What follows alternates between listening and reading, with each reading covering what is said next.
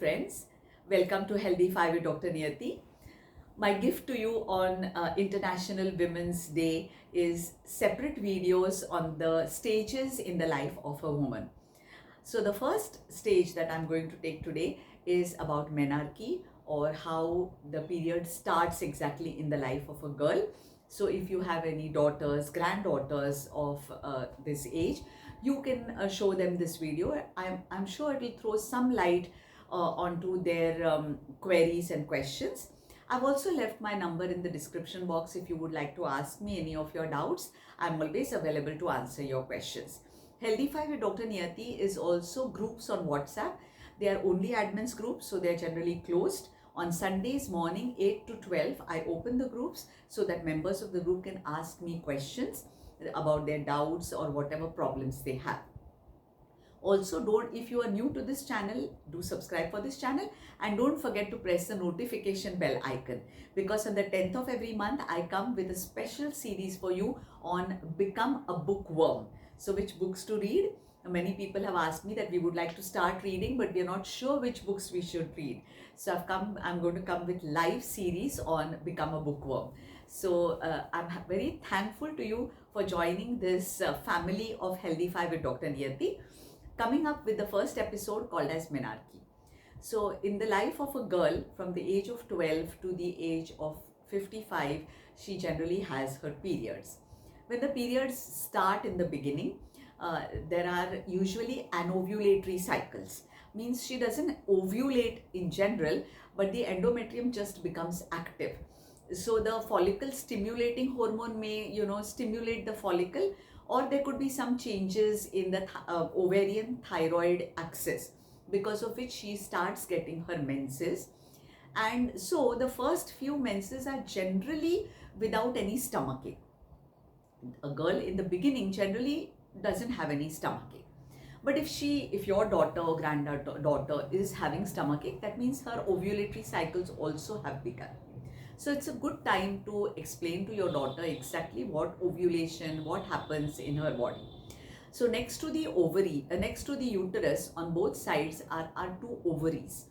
From the ovaries, every month, once from the right and once from the left, an egg comes into the uterus. Once the egg comes into the uterus is ready for fertilizing the egg. But this doesn't happen in our life every month. So the egg just dies away. And as the egg dies away, the endometrium, that is the inner layer of the uterus, which has prepared for child bearing, starts falling out of the uterus. And this is exactly what we call as our menses. So many a times when women come to me for asking the doctor, please prescribe me some pills, there is a puja in my house, or there is some event in my house and I'm going to get my periods, I generally discourage. I tell them I will not give those medicines. If your family is of such thoughts that they would prefer that you don't do the puja when you have your periods, it's safer that you sit aside rather than you take such a pill. These pills cause hormonal cocktail in our body, because like I told you, the egg coming out, the egg going into the uterus, and then the uterus falling off, this is a whole cyclical process. So the estrogen goes on rising and then it suddenly falls, causing us to get our periods. Now in this cycle, somewhere in the middle, if you start any of those pills, then naturally as it is rising, you tell it stop, don't rise just now. Then it remains there. It doesn't know whether it has to rise, fall, what has to happen. And the ovaries generally get totally confused. You could have then 2-3 cycles you could have irregular menses. So these pills cause a hormonal cocktail in our body. These pills are banned by the WHO, but unfortunately we get them off the counter. Women suggest other women that take for 2 days, nothing happens. But no, nothing not happens. That is the reason today India is having a rising case of ovarian cancer. So remember that if your family doesn't want you to do the puja, it's fine, you sit aside, but don't take such pills. And if your family is okay with it, you could educate your family that this whatever blood is falling off, actually it was going to rear or it was going to look after my baby. So how can it be impure, right? And even God has made us women, so we must in general celebrate our womanhood. Because we get our periods, we can bear children, So this is what happens in Menarche. But what happens is that all these hormones, estrogen, progesterone, FSH, LH, and then the thyroxine, T3, T4, the girls were not used to all this. And so there is a change in their nature. Some will suddenly shoot, grow tall, they wonder what's happening. They will grow their breasts, so they didn't have breasts till now. So then it becomes very awkward, embarrassing for the girls. So what a mother needs to do is tell them it's all very natural in the life of your life. This happened to your mother, to your grandmother, great grandmother, and as old since women have been in this world, until women are going to be in this world, these changes are going to occur in your body. So once you explain to them these things, they start accepting that every month I'm going to get my period.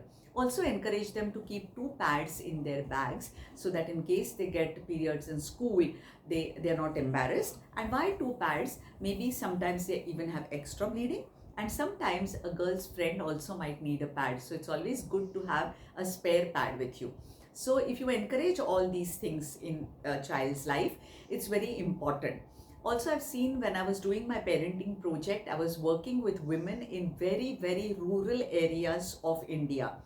And I have found that in the rural areas, it's seen that parents do not send girls to school when they have their periods, or once they start their periods, they just stop sending them to school.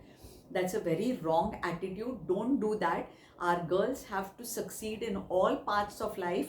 They have a thirst for knowledge, and quenching this thirst is, I think, a mother and a father's duty. So don't do that. Instead, educate a girl. What is a good touch? What is a bad touch? Also, I always tell women that ask your daughters first thing. Today, many a times, because of seeing social media and many videos on YouTube which are not meant for children, girls have this general idea that being in a relationship or having a relationship is a very good idea. But I think mothers need to ask their girls and tell their girls that relationships and marriages and being with a boy and everything can be done even later on in life. Whereas studying and learning, your thirst for knowledge can be quenched only at a certain age, because later on there is no much time for studies and so many other things come into a woman's life. So this is the time when you learn. So celebrate this time, learn, study as much as you can do, and follow a career. Envision what you would like to be when you are like 30 or 40, and live up to your dreams today.